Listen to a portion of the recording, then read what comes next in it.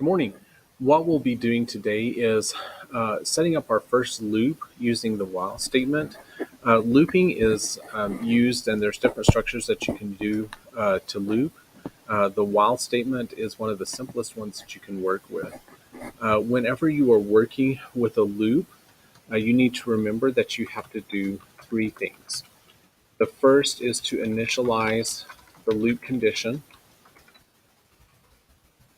The second is to examine the loop condition. And the third is to update the loop condition.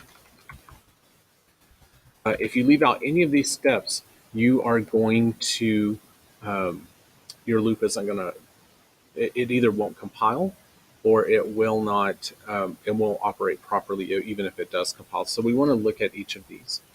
The first thing we're going to do is we are going to initialize a loop condition, and we will do that by declaring an integer, and we're going to call that integer I. I is just a traditional variable that we use to control loops. We're going to start at I at 1. We'll come down, and every time we go through the loop, we're going to have to look at the value of I. So let's say we want this loop to print the numbers 1 through 10 in the console window. So while I is less than or equal to 10, we are going to print the value of I. And the update for the loop condition has to occur inside the loop body. Otherwise, what will happen is that you'll be stuck in an infinite loop. And we'll show you an example of that in a little bit.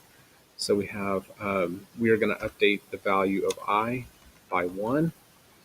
You could do this using the increment operator, or you can do it like so, like this, where I becomes the value of I plus 1, or you can do it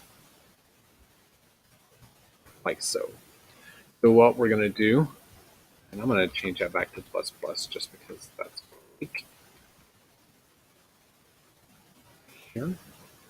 And let's see what happens when we run this project. So you see 1 through 10, and we can increase the number of times this loops simply by changing the endpoint of the loop. So now with this change, it will print 1 to 100. And you can see we start at 1 and we go down to 100 right there. And we can continue to go on. Do that to 10,000. That should take a little bit longer. And you can see that loop just continuing to execute until it gets to 10,000. You can also manipulate the update so that it shows us, instead of increasing by 1, we can increase this by 100 each time we go through the loop. So we'll rebuild, and you can see that goes through, because we're starting at 1 and increases to 100, 201, 301, down to 9,901. If you wanted to see multiples of 10 or 100, we would start that at 0, like so. Let's say we wanted to do 1 through 100, but multiples of 2. We would do it like so. Remember, every time you go through a loop, you need to initialize the loop. Every time you go through the loop, you're going to have to examine the loop condition. This is the loop body. We just have one line of code.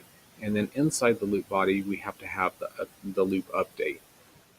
Let's take the loop update out and see if that keeps us from compiling. So that doesn't cause any problems with the compilation of the program, but what you're going to see is that the loop will not operate properly. So let's run this project. And what you see is we are stuck in an infinite loop.